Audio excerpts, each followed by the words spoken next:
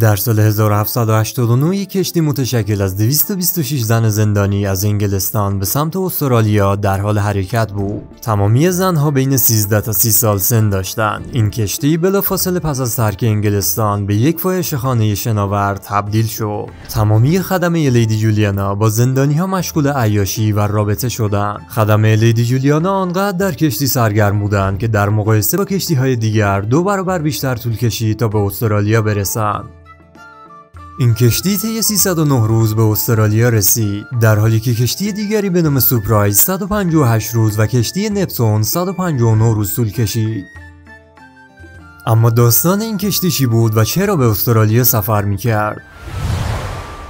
برای پاسخ به این سوال بیاین به گذشته سفر کنیم. انقلاب صنعتی در اواسط قرن 17 آغاز شد که تحولات اساسی در روش‌های تولید و حمل و نقل ایجاد کرد. استفاده از ماشین بخار و ماشین‌آلات، رشد صنعت فلزات و فولاد و ایجاد خطوط راهن و کانال‌های آبی از جمله دستاوردهای این انقلاب بود.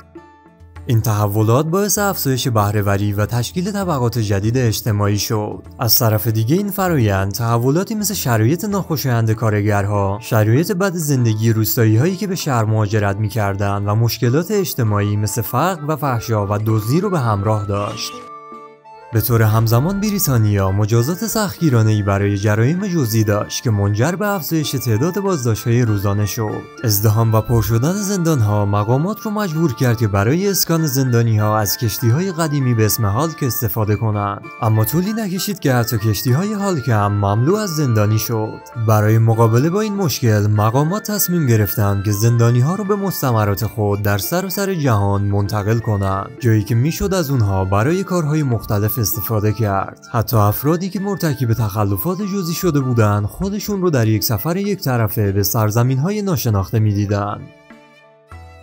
در اواخر دهه 1780 نخستین ناوگان با چندین کشتی حامل بیش از 700 زندانی و همچنین گاو و بز به مقصد استرالیا حرکت کرد. فرماندار فیلیپ لد این ناوگان رو رهبری می‌کرد. اون با ایجاد شهرک‌هایی در سیدنی محکوم‌ها رو به بنادر سیدنی هدایت می‌کرد. این مستعمره نوپای بریتانیا با چالش‌های زیادی از جمله قحطی و بیماری‌های مرگبار مواجه بود. در سفر اول از 759 محکومی که به استرالیا منتقل می شدند فقط 191 نفر اونها زن بودند و 568 نفر دیگه مرد. کمبود زنها در بین زندانی‌ها باعث نگرانی مقامات درباره احتمال همجنسگرایی و بی‌ثباتی اجتماعی شد. برای ترویج تشکیل خانواده و ثبات اجتماعی لازم بود تعداد زنها در مستعمره‌ها افزایش پیدا کنه. به این ترتیب مقامات دستور آماده سازی یک کشتی برای انتقال زندانی‌های زن به اسم لیدی جولیانا رو صادر کردند.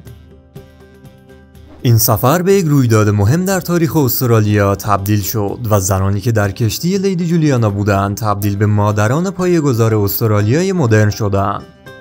این کشتی در 29 ژوئن 1789 از پلیموث به حرکت در اومد و مجموعاً 226 زن زندانی رو حمل می‌کرد. یک ملوان اسکاتلندی به نام جان نیکول تمامی سفر رو شرح داد و زندگی مسافرها رو در سفرنامه‌اش به ثبت رسوند. اکثر زندانی‌های کشتی روسبی‌های لندنی بودند و تعداد کمی از اونها مجرم‌های جدی. حتی برخی از اونها مرتکب جنایات نسبتاً جزئی مثل سرقت غذا و لباس شده بودند. کشتی لیدی جولیانا پس از حرکت از جزایر قناری اسپانیا و اقیانوس اطلس جنوبی عبور کرد. در طول این مرحله طبق گفته‌های جان نیکول 4 زن موفق شدند که از کشتی فرار کنند. لیدی جولیانا بعد از ترک جزایر اسپانیا قبل از ادامه سفر 45 روز در ریو دی ژانیرو توقف داشت. این کشتی سپس از اقیانوس اطلس جنوبی عبور کرد و به بندر گودهوب در آفریقای جنوبی رسید و 19 روز رو در اونجا لنگر انداخت. بعد از مدت‌ها کشتی از اقیانوس هند عبور کرد و به پورت جکسون واقع در اقیانوس آرام که اکنون بخشی از سیدنی استرالیاس رسید. در ادامه داستان بیاین بررسی کنیم که در طول سفر اونها چه اتفاقی افتاد. از اونجایی که این زنها تحت برچسب محکومین زندانی سفر می‌کردند، لباس فرم اجباری بود. اما به محض اینکه به خارج از مرزهای آبی بریتانیا رسیدن، اونا آزاد بودن هر لباسی که می‌خواهند بپوشند تا در طول سفر طولانی آرامش و احساس استقلال برای اونها فراهم بشه. ازدواج کردن زنها با خدمه کشتی بسیار راحت بود. جان نیکول در خاطرات خودش نقل میکنه که در طول سفر همه مردانی که در کشتی بودن از میان محکومی‌های زندانی یک همسر انتخاب کردند و مخالفتی با این ازدواج‌ها وجود نداشت. حدود 1/5 از محکومان دختران نوجوان بودند، اما اونایی که سن بسیار کمی داشتن هم قادر به ازدواج بودند. سن قانونی برای ازدواج در قرن 18 تنها 10 سال بود. برای مثال جین فوبس 14 ساله تا زمانی که کشتی به استرالیا رسید یک فرزند هم به دنیا آورد. از طرف دیگه این ازدواج‌ها مزایایی هم برای زنها به همراه داشت، مانند مکانی برای خوابیدن و حریم خصوصی و دسترسی به غذا. شرایط زندگی در کشتی لیدی جولیانا نسبتاً بهتر از زندانهای بریتانیا و کشتیهای قبلی بود که زندانیها رو حمل می‌کردند. در طول سفر این کشتی فقط 5 نفر فوت شد که این نرخ در مقایسه با ناوگانهای قبلی 267 نفر بود. بنابراین میشه نتیجه گرفت که کشتی لیدی جولیانا شرایط نسبتاً عالی رو برای محکوم‌ها فراهم کرده بود. در طول توقف‌های طولانی کشتی لیدی جولیانا خدمه کشتی‌های دیگه از زنها بازدید می‌کردند و به اونها پول‌ها و هدایا می‌دادند. اما با این وجود انتقاداتی مطرح شد که برخی از زنها مجبور به شرکت در فعالیت‌های جنسی برای منافع مالی اعضای خدمه و مقامات شدند. این شرایط باعث شد که چارلز بیتسون، تاریخدان برجسته و دریانورد، اسم جدیدی برای کشتی انتخاب کنه: فاحشه‌خانه شناور. برخی از زنهای تبعید شده در لیدی جولیانا دارای فرزند بودند و به اونها اجازه داده شد که فرزندهای خود رو هم با خود ببرند. علاوه بر این برخی از زنها هنگام سوار شدن به کشتی باردار بودند و به گفته جان نیکول حداقل 20 نوزاد در طول اقامت در ریو دو ژانیرو به دنیا اومد. از طرف دیگه بسیاری از زنها در طول سفر باردار شدند و پس از رسیدن به استرالیا زایمان کردند.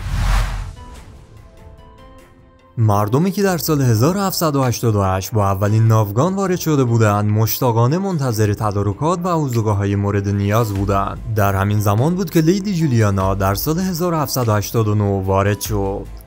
اما این کشتی حامل تدارکات نبود و در عوض فقط 200 زن از این کشتی پیاده شدند. مردم مستعمره که گرسنگی می‌کشیدند و ناامیدانه منتظر آذوقه بودند از دیدن یک کشتی متشکل از 200 فاحشه ناامید شدند. با این وجود وضعیت اونها بعد از رسیدن یک کشتی باری که حامل مواد اولیه بود طی 2 هفته بعد به شدت بهبود پیدا کرد. علیرغم آغاز بد، بسیاری از زنهای لیدی جولیانا در استرالیا زندگی بسیار خوبی داشتند، در حالی که اونها مجبور به گذراندن دوران محکومیت خود پس از ورود بودند. کسانی که دوره خودشون رو تکمیل کرده بودند انتخاب بازگشت به انگلستان رو داشتند. اما با این وجود بیشتر زنها ترجیح دادند که در استرالیا بمونند و زندگی جدیدی رو برای خود بسازند. با گذشت زمان این زنها به اعضای محترم جامعه تبدیل شدند و برخی حتی در زمینه‌های مختلف متخصص شدند. علیرغم گذشته اونها تونستند که زندگی محترمانه‌ای داشته باشند و به جامعه خود کمک کنند. در ادامه بیایید به جزئیات برخی از این زنهای برجسته و اثرگذاری اونها در رشد جامعه استرالیا بپردازیم.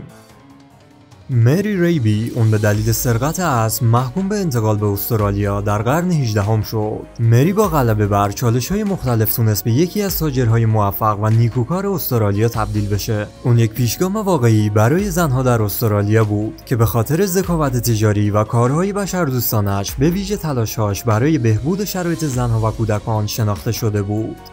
چهره مری در حال حاضر به روی اسکناس $20 استرالیا چاپ شده که نشونه ای از میراث ماندگار اون به عنوان یک تاجر الهام بخشه.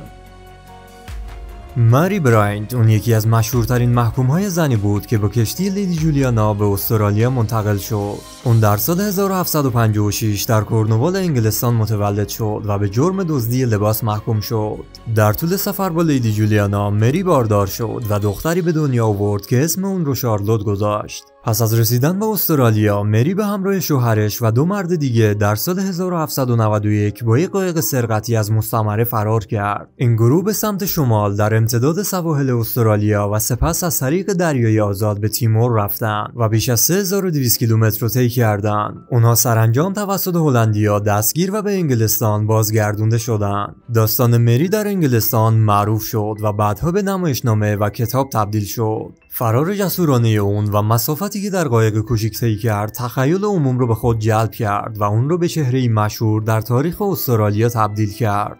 مری وید اون به جرم دزدی از یک فروشگاه لباس به اعدام محکوم شده بود، اما زمانی که پادشاه جورج سوم تمام زنهای محکوم به اعدام رو عفو کرد از اعدام نجات پیدا کرد. اگرچه مری بعد از مدت‌ها در استرالیا درگذشت، اما میراثی باور نکردنی با بیش از 300 فرزند از جمله فرزندهای ناخوانده به جا گذاشت. اون به تنهایی کمک زیادی در افزایش جمعیت استرالیا کرد. برای گرامی داشت از یاد و خاطره اون، دولت نیو ساوت ولز در سال 2017 یک مرکز اصلاح و تربیت زنها رو به اسم مری وید نامگذاری کرد. این زنها و بسیاری دیگه که با کشتی لیدی جولیانا منتقل شدن نقش مهمی در تاریخ اولیه زندگی در استرالیا رو ایفا کردند و به خاطر انعطاف پذیری و قدرتشون در برابر سختی‌ها اسم اونها در تاریخ این کشور باقی موند.